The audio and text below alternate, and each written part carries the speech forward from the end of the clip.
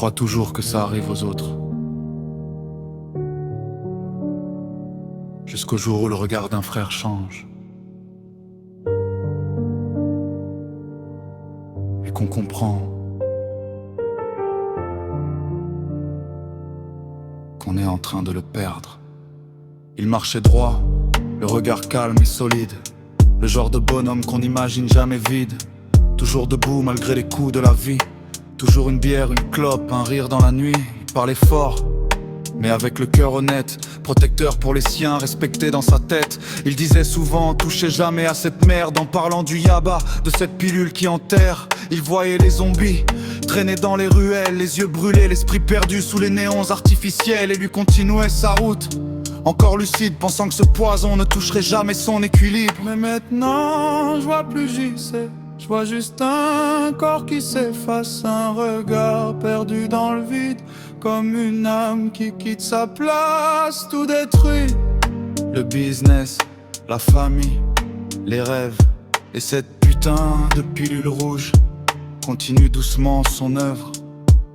Puis y a eu ce soir de trop, ce pote inconscient.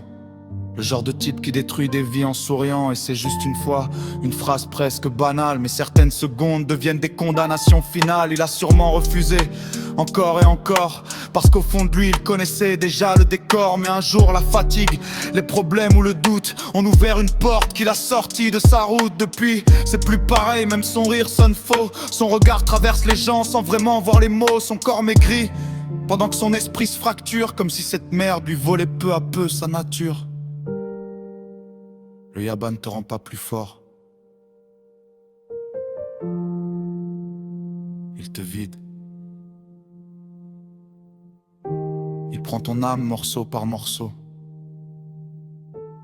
jusqu'à ce qu'il ne reste qu'un souvenir. Sa famille souffre en silence, sans savoir quoi faire.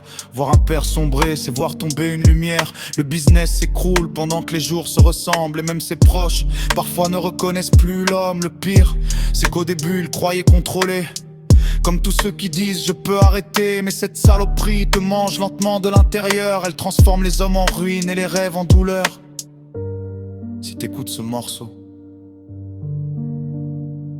et qu'un jour quelqu'un te tend cette pilule, pars, même si on te traite de faible, pars. Parce qu'au Laos, comme partout ailleurs, cette merde tue en silence. R.